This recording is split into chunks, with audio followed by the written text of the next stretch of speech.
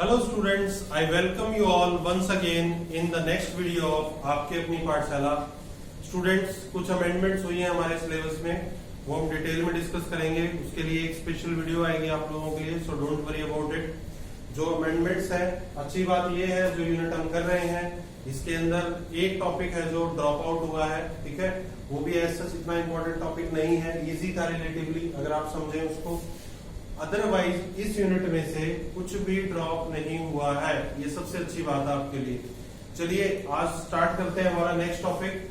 आज का हमारा टॉपिक है जो दैट इज हम पढ़ेंगे डाइलेक्ट्रिक्स के बारे में। सो स्टूडेंट्स, डाइलेक्ट्रिक्स क्या होते हैं? They are basically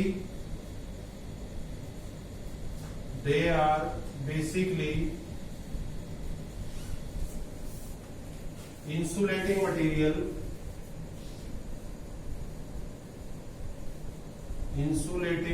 material which gets affected by external electric field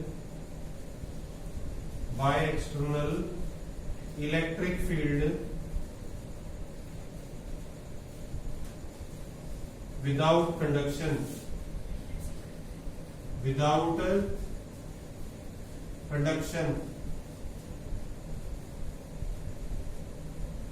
ऐसे इंसुलेटिंग मटेरियल स्टूडेंट्स जो क्या करते हैं, हमारे पास जो इफेक्ट हो जाते हैं किससे, एक्सटर्नल इलेक्ट्रिक फील्ड से, विदाउट कंडक्शन, उनको हम क्या बोलते हैं, डाइलेक्ट्रिक्स। एग्जांपल्स की बात करें, बहुत सारे एग्जांपल्स हैं आपके पास। पेपर है, ग्लास है, माइका है, ह्यूमन हेयर है, राइट। उसके बाद गैसेस है आपके पास, लिक्विड्स है, वाटर है, अल्कोहल है, ट्रांसफॉर्मर ऑयल जो होता है हमारे पास, वो क्या होता है हमारे पास, डाइलेक्ट्रिक, राइट। सो इसको तीन कैटेगरी में डिवाइड किया गया है। It is of three types.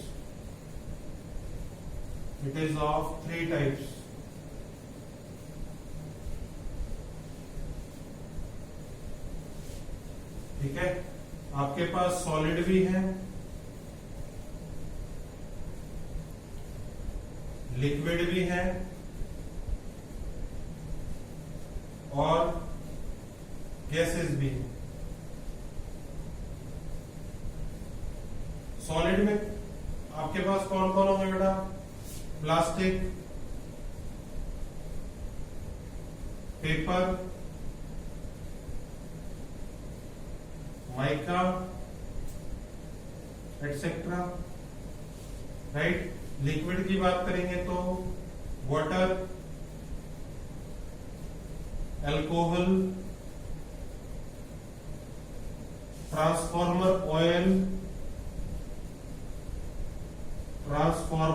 Oil etcetera, right. Gases की बात करेंगे तो hydrogen, oxygen, methane, carbon monoxide, carbon dioxide and many more, right. इनके अंदर होता क्या है आपके पास स्टैटिक चार्जेस होते हैं, ठीक है। एक्सटर्नल फील्ड में आपके पास वो मूव करना स्टार्ट कर देते हैं। कैसे क्या प्रोसेस होता है वो सारा हम डिस्कस करते हैं अभी, राइट। तो चलिए, डाइलेक्ट्रिक्स अगर हम बात करें on the basis of centre of मास, तो फर्दर दो टाइप के हैं हमारे पास। कौन कौन से होंगे, चलिए देखते हैं। First one is polar dielectrics, ठीक है। डिफरेंस कर लेते हैं हम, दोनों का कवर भी हो जाएंगे। Polar dielectrics and non polar dielectrics.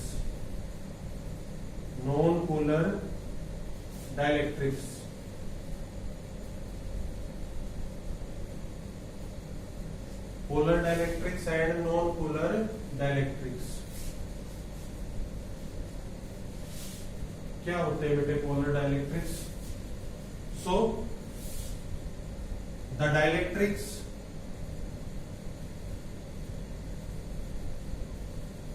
in which center of mass of positive charge coincide with center of mass of negative charge are polar dielectrics। वो क्या होते हैं हमारे पास? Polar dielectrics. Centre of mass of positive charge do not coincide करिएगा बेटा, do not coincide with centre of mass of negative charge are polar dielectrics. कैसे? मान लीजिए हम एग्जांपल ले लेते हैं HCl का। हमने एग्जांपल किसका लिया? HCl। तो H के ऊपर पॉजिटिव होता है, आपको पता है, और Cl के ऊपर कैसा होता है? नेगेटिव। तो हमने कहा कि इसका सेंटर ऑफ मास सपोज यहाँ पे लाई करता है और इसका सेंटर ऑफ मास यहाँ पे लाई करता है, ठीक है। तो देखेंगे आप सेंटर ऑफ मास जो है वो कोइंसाइड नहीं कर रहे, और कोइंसाइड करने की बजाय दे आर फार सेपरेटेड, एक दूसरे से कुछ दूरी पे हैं, ठीक है। तो ऐसे डाइलेक्ट्रिक्स को हम क्या बोलते हैं? Polar dielectrics. देखिए non polar dielectrics, the dielectrics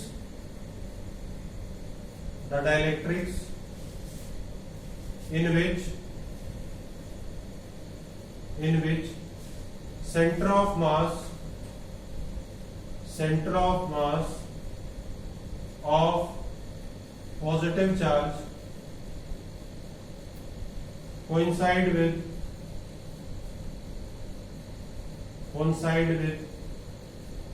center of mass of negative charge are non-polar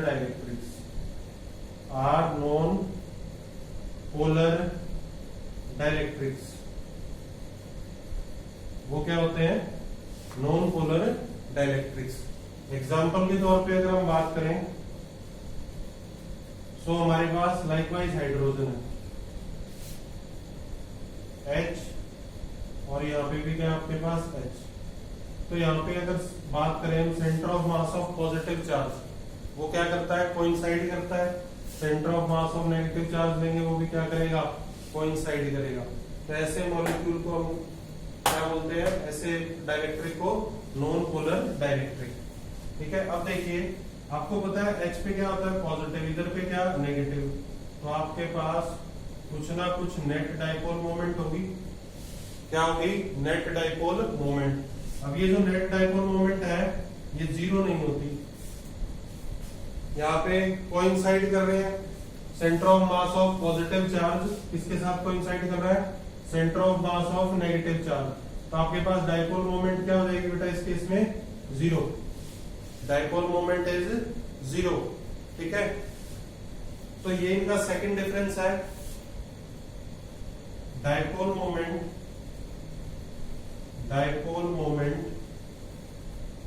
is not equal to zero,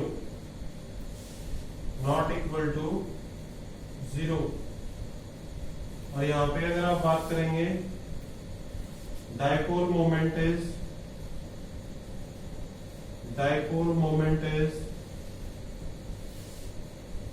equal to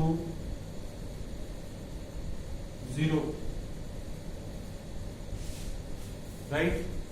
अब देखिए इसमें अगर हम थर्ड डिफरेंस की बात करें तो देखिए आपके पास इसमें HCl था, इसमें हाइड्रोजन का हमने केस लिया। सिमिलरली अगर हम इसके अंदर CO2 का केस ले लेते हैं सपोज, ठीक है, तो आपके पास इधर पे ऑक्सीजन, ठीक है, बीच में कार्बन आपके पास, और इधर पे क्या? ऑक्सीजन, ठीक है। तो देखेंगे आपके पास ऑक्सीजन पे कैसा चार्ज होता है? नेगेटिव। ठीक है, और कार्बन पे कैसा पॉजिटिव, तो इधर से डाइपोल मोमेंट इधर और इधर से डाइपोल मोमेंट इधर, नेगेटिव से पॉजिटिव होती है ना, तो नेट डाइपोल मोमेंट अगेन क्या आ जाती है आपके पास, 0 आ जाती है। ठीक है, आप देखेंगे चाहे आपने हाइड्रोजन की बात करी या कार्बन डाइऑक्साइड की बात करी, जो आपके पास मॉलिक्यूल्स है वो क्या है, सिमेट्रिक है। ठीक है, इस केस में HCl, H और Cl की बात करेंगे तो एसिमेट्री, कोई सिमेट्री नहीं है इसके अंदर। सिमिलरली अगर और कोई केस आप इसके अंदर देखें, मान लीजिए आप वाटर की बात कर रहे हैं, सपोज आप वाटर की बात करते हैं H2O, ठीक है, तो आपके पास ऑक्सीजन पे कैसा चार्ज होता है, नेगेटिव होता है, और इधर ले लिया आपने हाइड्रोजन पॉजिटिव, और इधर ले लिया आपने क्या, हाइड्रोजन पॉजिटिव। ठीक है, तो डाइपोल मोमेंट जो होगी आपके पास यहाँ पे होगा, कुछ ना कुछ डाइपोल मोमेंट होगी, नेगेटिव से पॉजिटिव, फिर नेगेटिव से पॉजिटिव। रिजल्टेंट निकालना चाहेंगे आप तो नेट डाइपोल मोमेंट इधर निकाल सकते हैं आप, जो कि 0 के इक्वल नहीं है। तो यहाँ पे भी देखिए आप कोई सिमेट्री नहीं है, तो आप क्या बोलेंगे, molecules in this case, molecules in this case are asymmetric in nature। क्या होंगे, asymmetric in nature। और यहां पे क्या होगा, molecules in this case sorry molecules in this case are symmetric, उसमें क्या होंगे, एसिमेट्रिक होंगे, इसके अंदर क्या होंगे, सिमेट्रिक होंगे। राइट, तो ये डिफरेंसेस है पोलर और नॉन पोलर, एग्जाम में पूछे जाते हैं, आपको पता होने चाहिए, विद एग्जांपल आप बता सकते हैं। राइट, चलिए नेक्स्ट करते हैं हम पोलराइजेशन ऑफ डाइलेक्ट्रिक। पोलराइजेशन का मीनिंग क्या होता है, व्हाट इज पोलराइजेशन। देखिए वैसे अगर आप मीनिंग की बात करें पोलराइजेशन की, तो पोलराइजेशन का मीनिंग होता है रिस्ट्रिक्शन। राइट, अब पोलराइजेशन डाइलेक्ट्रिक के अंदर कैसे आएगा, चलिए देखते हैं। पोलराइजेशन का मीनिंग क्या होता है, मैंने आपको रिस्ट्रिक्शन, ठीक है, देखिए पोलराइजेशन इन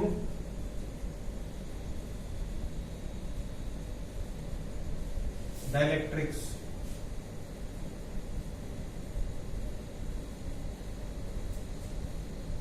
देखिए बेटा, पोलराइजेशन का मीनिंग होता है, आप लिख सकते हैं अगर लिखना चाहें तो, रिस्ट्रिक्शन। ठीक है, मान लीजिए आपके पास कोई कैपेसिटर प्लेट्स हैं, ठीक है, इधर पे आपके पास पॉजिटिव चार्ज और इधर पे नेगेटिव। ठीक, आपने क्या किया, इसके अंदर एक डाइलेक्ट्रिक को प्लेस कर दिया। क्या किया आपने, एक डाइलेक्ट्रिक को इसके अंदर प्लेस कर दिया। राइट, अब देखिए आपके पास इलेक्ट्रिक फील्ड की जो डायरेक्शन होगी, लेट मी से इलेक्ट्रिक फील्ड हमारे पास कितनी है, E0, वो क्या होगी, पॉजिटिव से नेगेटिव। अब इसके इस फेस पे आपके पास नेगेटिव चार्ज डेवलप हो जाएगा, and due to conservation of charge इसके जो फर्दर फेस है उस पे क्या हो जाएगा, पॉजिटिव चार्ज। तो ध्यान से देखिए यहाँ पे पॉजिटिव और नेगेटिव, तो एक फील्ड डेवलप हो जाएगी इसके अंदर, जिसको हम क्या बोलते हैं, पोलराइज्ड फील्ड। क्या बोलेंगे, पोलराइज्ड फील्ड। और ये जो डाइलेक्ट्रिक है इसकी ओवरऑल फील्ड जो हमारे पास वो रिड्यूस हो जाएगी। कितनी रिड्यूस होगी, जितनी ये पोलराइज्ड फील्ड होगी। क्लियर, तो देखिए इसी को क्या बोलते हैं, पोलराइजेशन ऑफ डाइलेक्ट्रिक, या कहें पोलराइजेशन इन डाइलेक्ट्रिक। डाइलेक्ट्रिक की जो फील्ड है वो क्या हो जाती है, रिड्यूस हो जाती है। ठीक है, तो हमारे पास जो फील्ड होगी E, वो किसके इक्वल हो जाएगी, E0 minus EP, E0 minus EP। बड़ा ही इंपॉर्टेंट ये एक आपके पास एक्सप्रेशन है। E क्या आपके पास, रिड्यूस्ड फील्ड,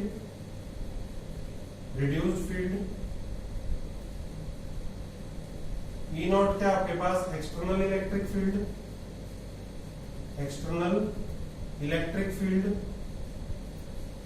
इलेक्ट्रिक, फील्ड, और ईपी क्या आपके पास, polarised field.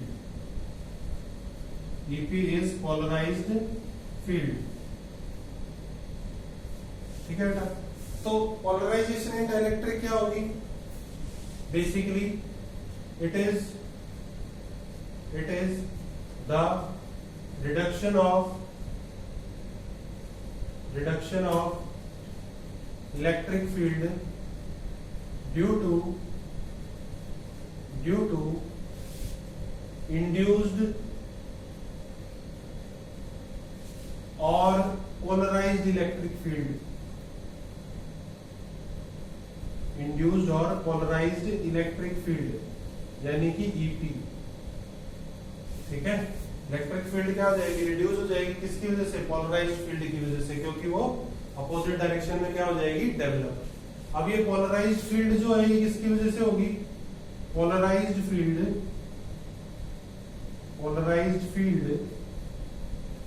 Is due to induced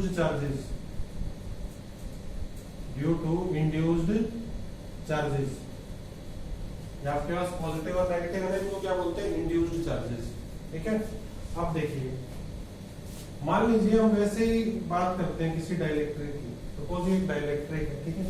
तो आपके पास जो नेगेटिव और पॉजिटिव चार्ज है ना, वैसे होता है आपके पास, ऐसे कुछ करके, ठीक है।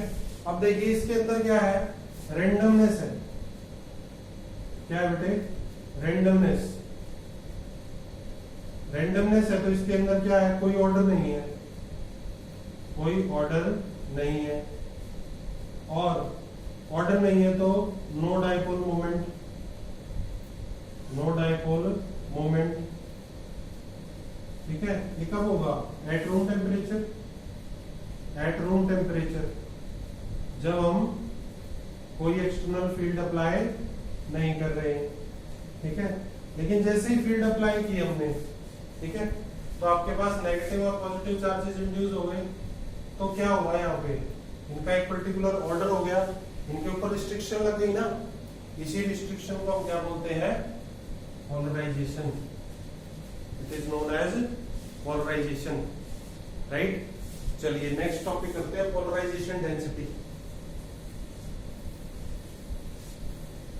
पोलराइजेशन डेंसिटी,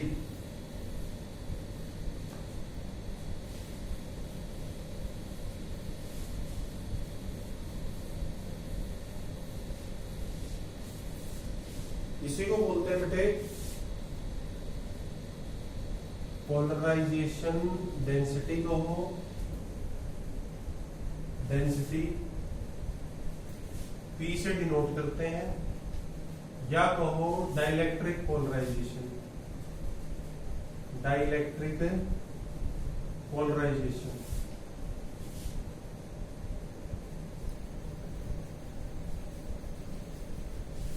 पोलराइजेशन डेंसिटी कहें या क्या कहें, डाइलेक्ट्रिक पोलराइजेशन, बात एक ही है हमारे पास। तो देखिए डाइलेक्ट्रिक पोलराइजेशन या पोलराइजेशन डेंसिटी क्या होती है हमारे पास।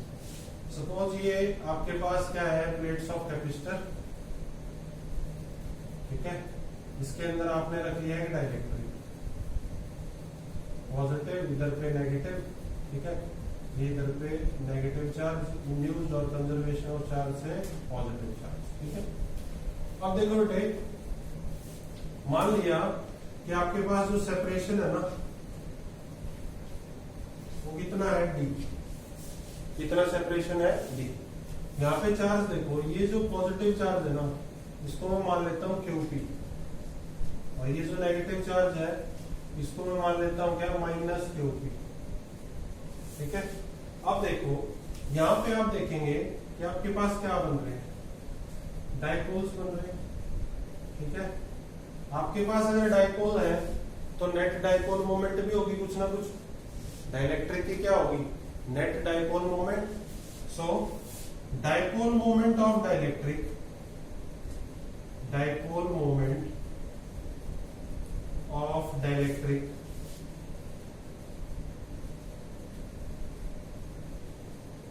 क्या होगी बेटे, डाइपोल मोमेंट क्या होती है, either charge either charge into separation होती है बेटे आपके पास, इनटू सेपरेशन। तो देखिए चार्ज कितना क्यूपी, सेपरेशन कितना डी, डाइपोल मोमेंट होगी। वॉल्यूम ऑफ डाइलेक्ट्रिक क्या होगा, वॉल्यूम ऑफ डाइलेक्ट्रिक, अगर डाइलेक्ट्रिक का एरिया ए है तो वॉल्यूम ऑफ डाइलेक्ट्रिक क्या हो जाएगा, ए क्रॉस बी, ए इंटू डी हो जाएगा। लास्ट लेक्चर में बताया था मैंने आपको, ठीक है। अब देखिए अगर ऐसा है तो P जो है हमारे पास, P पोलराइजेशन डेंसिटी, वो क्या होती है आपके पास, that is dipole moment of dielectric divided by volume of dielectric, volume of dielectric, ठीक है बेटे।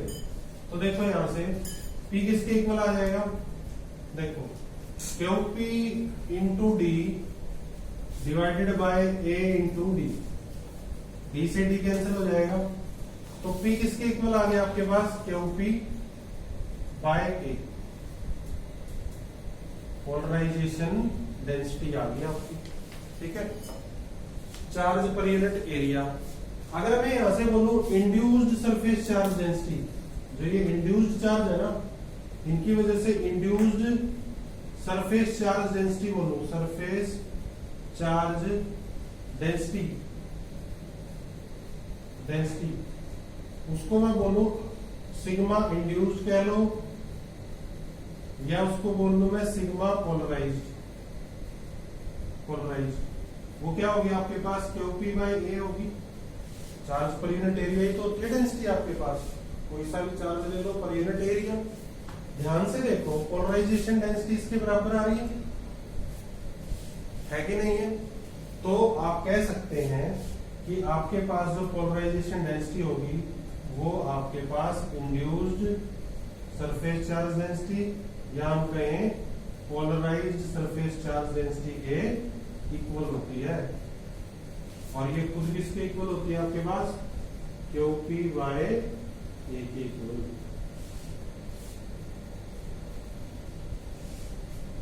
क्लियर है आपको, राइट। तो ये क्या है हमारे पास, polarisation density. Clear. Next topic है बेटे आपके पास एक रिलेशन है जो हमने ड्राइव करना है, बड़ा ही इंपॉर्टेंट रिलेशन है। चलिए ड्राइव करते हैं उसको। हेडिंग डालिए, relation between electrical susceptibility and dielectric constant. Relation between electrical susceptibility and dielectric constant.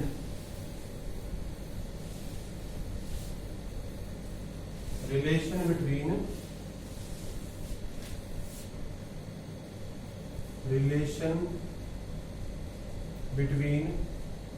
Electrical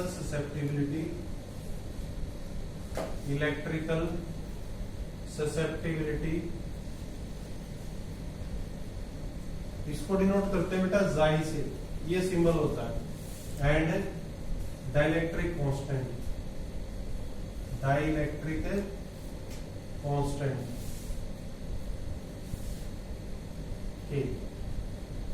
ठीक है।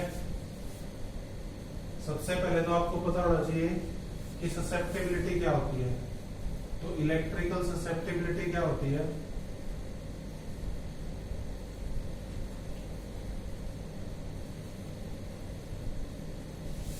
इलेक्ट्रिकल ससेप्टिबिलिटी की डेफिनेशन अगर दें तो it tells us about behavior of dielectric in external electric field,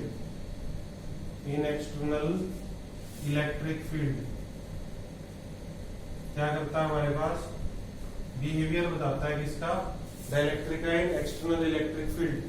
उसको हम क्या बोलते हैं, ससेप्टिबिलिटी। ये जाई क्या है, सिंबल। ठीक है। अब देखो आपके पास, आपको पता है कि देखो अभी हमने देखा कि हमारे पास जो पोलराइजेशन डेंसिटी थी वो डायरेक्टली प्रोपोर्शनल किसके होगी, रिड्यूस्ड इलेक्ट्रिक फील्ड के प्रोपोर्शनल होगी। जो हमारे पास P है वो डायरेक्टली प्रोपोर्शनल किसके होगी, रिड्यूस्ड इलेक्ट्रिक फील्ड की, क्योंकि पोलराइजेशन डेंसिटी जो है वो डिपेंड किस पे करेगी, इलेक्ट्रिक फील्ड पे डिपेंड करेगी। रिड्यूस्ड इलेक्ट्रिक फील्ड पे जितना ये ज्यादा उतना ही ये ज्यादा होगा आपके पास। प्रोपोर्शनलिटी को अगर रिमूव करते हैं तो हमारे पास एक कांस्टेंट आता है जाई, इसी को हम क्या बोलते हैं, ससेप्टिबिलिटी। ठीक है, अब इसके साथ हम एक और कांस्टेंट लेके आते हैं, एप्सिलॉन नॉट। पहले तो इसको इक्वेशन नंबर 1 मान लो। अब अपनी कॉपी में लिखना, आप नोट करना कि एप्सिलॉन नॉट जो कांस्टेंट साथ में लेके आए हैं ना, वो क्यों लेके आए हैं, ताकि जाई को डायमेंशन लेस बना सके। जाई को क्या बना सके, डायमेंशन लेस। ये कहां से आया, प्रोपोर्शनलिटी कांस्टेंट। ये क्यों आया, ताकि जाई को क्या बना सके, dimension less. So it is here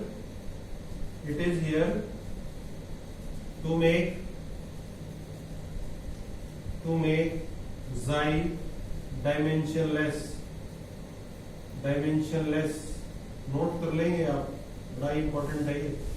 equation number 1 है आपके पास। अभी अभी आपने पढ़ा था कि रिड्यूस्ड फील्ड E जो होता है वो किसके इक्वल होता है, E नॉट माइनस EP के इक्वल होता है। किसके equal, E is equal to E nought minus EP, right. यहां से हम कैसे रिलेशन ड्राइव कर सकते हैं, किसके बीच में, आपके पास डाइलेक्ट्रिक कांस्टेंट और electrical susceptibility, right. Let me change my marker first, then I will tell you how the relation comes. ठीक है बेटे, ओके। तो देखिए EP जो होगा आपके पास वो बेसिकली किसके इक्वल होगा, sigma P by epsilon not के इक्वल होगा। इलेक्ट्रिक फील्ड गॉस थ्योरम के केस में पढ़ी थी हमने, राइट। तो E किसके इक्वल हो गया, E is equal to E nought minus sigma P by epsilon nought. और अभी अभी लास्ट आर्टिकल में हमने देखा कि सिग्मा P पोलराइज्ड जो सरफेस चार्ज डेंसिटी है वो खुद P के इक्वल है। किसके इक्वल है, P के। तो आपके पास E किसके इक्वल हो गया, E is equal to E nought minus P by epsilon nought. ठीक है बेटे, ये क्या है, E नॉट, ये क्या है, एप्सिलॉन नॉट। इसको सेम मत कर देना, ठीक। आप देखो P की वैल्यू अभी अभी निकाली हमने इक्वेशन 1 में, क्या है, epsilon nought chi E, epsilon nought जाई इनटू E। तो आपके पास E की वैल्यू क्या आ जाएगी, E is equal to E nought minus epsilon nought chi E divided by epsilon nought. Epsilon nought से एप्सिलॉन नॉट कैंसिल हो जाएगा, राइट। अब देखिए E is equal to E nought minus chi E, left hand side लेके आएंगे E 1 plus chi E हो जाएगा, या पहले इसको ले आओ आप लेफ्ट हैंड साइड में शिफ्ट कर लो। E plus chi E will be equal to E nought, E common लेंगे, 1 प्लस जाई किसके इक्वल हो जाएगा, E नॉट। यहां से देखिए बेटा, यहां से अगर देखेंगे तो 1 प्लस जाई किसके इक्वल होगा, E nought by E, E nought by E। और ये जो टर्म है E नॉट बाय E, ये किसके इक्वल होती है, डाइलेक्ट्रिक कांस्टेंट, आपने पढ़ा था फर्स्ट चैप्टर में, ठीक है। तो 1 प्लस जाई किसके इक्वल आ गया, K के। तो ये हमारा रिक्वायर्ड रिलेशन है बेटा between susceptibility and dielectric constant. बड़ा इंपॉर्टेंट है, ध्यान से देखिए एक बार। सबसे पहले तो ससेप्टिबिलिटी हमें क्या बताती है, it tells us about the behaviour of dielectric in external electric field. अब जो आपके पास पोलराइजेशन डेंसिटी होगी वो डायरेक्टली प्रोपोर्शनल होगी किसके, रिड्यूस्ड फील्ड के। प्रोपोर्शनलिटी कांस्टेंट आ गया, तो फिर हम क्या लेके आए, एप्सिलॉन नॉट। एक और कांस्टेंट इंट्रोड्यूस किया हमने, ये कांस्टेंट क्यों इंट्रोड्यूस किया, सो दैट ये डायमेंशनलेस बना देगा आपके पास। अब E is equal to E nought minus EP, EP खुद किसके इक्वल होगा, sigma P by epsilon nought. E is equal to sigma P की जगह क्या आ जाएगा, पोलराइजेशन डेंसिटी वैल्यू पुट कर देंगे और सॉल्व कर देंगे, और लास्ट में क्या है हमारे पास, ई नॉट बाई ई किसके इक्वल है, के के। ठीक है बेटा, तो ये है आपका आज का लेक्चर डाइलेक्ट्रिक के बारे में, उसकी टाइप्स के बारे में, difference of polar and non polar dielectrics के बारे में, पोलराइजेशन डेंसिटी के बारे में, and most important relation between susceptibility and dielectric constant. बहुत अच्छे से नोट्स बनाएं, अच्छे से रिवाइज करें, घर पे रहें, सेफ रहें। Thank you very much.